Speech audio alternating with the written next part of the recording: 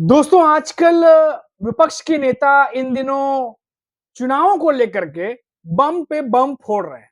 जी हाँ दोस्तों, राहुल गांधी ने अभी हाल ही में प्रेस कॉन्फ्रेंस करके चुनाव आयोग पर कई गंभीर आरोप लगाए और साथ ही साथ कई सारे जो है वो डेटा और कई सारे सबूत जो है वो दिखाने की कोशिश की और अपनी बात रखी। अभी राहुल गांधी के इस प्रेस कॉन्फ्रेंस के बाद से लगातार अभी तक माहौल गर्म ही था कि अब महाराष्ट्र के बड़े नेता शरद पवार ने एक और बम फोड़ दिया है।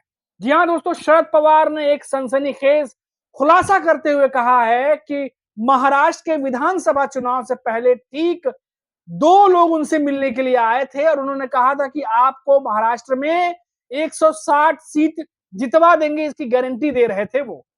आखिर शरद पवार ने ये जो मामला मैंने आपको बताया, इसका पूरी डिटेल से कहानी बताई है कि फिर क्या हुआ था, वो पूरी बात मैं आपको बताने जा रहा हूं इस वीडियो में, बने रहिए हमारे साथ। दोस्तों, राष्ट्रवादी कांग्रेस पार्टी के जो अध्यक्ष है शरद पवार ने नागपुर में पत्रकारों से विधानसभा चुनाव को लेकर के एक बड़ा खुलासा किया है। शरद पवार ने कहा कि विधानसभा चुनाव से पहले दिल्ली में 2 लोगों ने उनसे मुलाकात की थी और 160 सीटें जीतने की गारंटी दी थी। शरद पवार जो है, क्योंकि चुनाव आयोग पर कोई संदेह नहीं था, उन्होंने कहा, इसलिए हमने इसे नजरअंदाज कर दिया। शरद पवार ने कहा कि वे दोनों लोग राहुल गांधी से भी मिले थे और हम दोनों ने जनता के पास जाकर मिलने वाले वोटों को स्वीकार करने का फैसला किया और उन लोगों की बातों को नजरअंदाज कर दिया। शरद पवार ने कहा कि उन्हें याद है कि विधानसभा चुनाव की घोषणा से पहले कुछ लोग मुझसे दिल्ली मिलने आए थे, जो शरद पवार बता रहे हैं। उन्होंने कहा कि जो लोग उनसे मिलने आए थे उनके नाम और पते उनके पास तो नहीं है, लेकिन शरद पवार के मुताबिक महाराष्ट्र की 288 विधानसभा सीटों में से 160 सीटें जीतने की गारंटी उन लोगों ने उन्हें दी थी। अब शरद पवार ने कहा कि वे उनकी बात सुनकर हैरान रह गए, परेशान हो गए, हैरान हो गए वो। और आगे कहा, इसके बाद मैंने उन लोगों को राहुल गांधी से जो है वो मुलाकात करवाया। वे लोग जो भी कहना चाहते थे मैंने राहुल गांधी के सामने कह दिया। फिर बाद में तय हुआ कि हमें ये काम नहीं करना चाहिए, ये हमारा रास्ता नहीं है। हम जनता के पास जाएंगे, जनता जो भी फैसला करेगी हम उसे मानेंगे।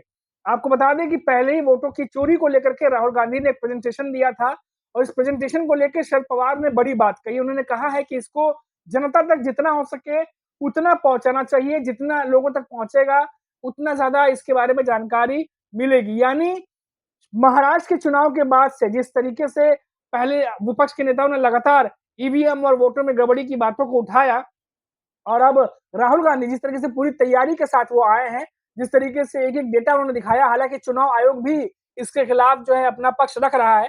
चुनाव आयोग ने भी बहुत सारी बातें कही हैं और कुछ आपको बता दें कि कुछ बातें ऐसी भी हैं जो गले के नीचे नहीं उतर रही, लेकिन खैर यहाँ मामला ये है कि विपक्ष राहुल गांधी के बाद अब शरद पवार ने भी, बड़े नेता है शरद पवार और बड़े मजे हुए नेता है, और ऐसे में जिस तरीके से उन्होंने ये बातें कही हैं, अब सियासत में एक नई बहस शुरू हो गई है कि क्या वाकई में ऐसा हो सकता है? क्या 2 लोग जो आए थे उनसे मिलने के लिए शरद पवार से, जैसे शरद पवार कह रहे हैं, क्या वो वाकई में ऐसा कर सकते थे? अगर वो शरद पवार से मिलने आए थे, तो वो और भी नेताओं से मिले होंगे। क्या हर नेता ने शरद पवार की तरह मना कर दिया? या फिर वाकई में इसमें जो है जांच की आवश्यकता है? बिल्कुल जांच की आवश्यकता है, होनी भी चाहिए। लेकिन शरद पवार ने जो बातें कही हैं दोस्तों, उसके बाद अब बहुत ज्यादा जो है सनसनी मची हुई है और अब आगे विपक्ष इस मामले को कैसे लेके जाएगा, हमारी भी नजर बनी हुई है और जो भी अपडेट आएगी हम आपको रिफैक्टर 18 टीवी पर लगातार पहुंचाते रहेंगे। दोस्तों, काफी समय से रिफैक्टर 18 पर वीडियोस जो है वो थोड़े से कम अपलोड हुए थे, लेकिन अब हमारी कोशिश होगी कि हम इस पर जो है वीडियोस लेकर के आते रहें, खबरें लेकर के आते रहें और आपका सपोर्ट चाहिए।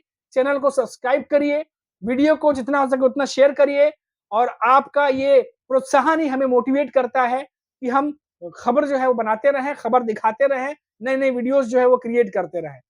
तो अभी के लिए इतना ही। आप देखते रहिए रिफैक्टर 18। धन्यवाद।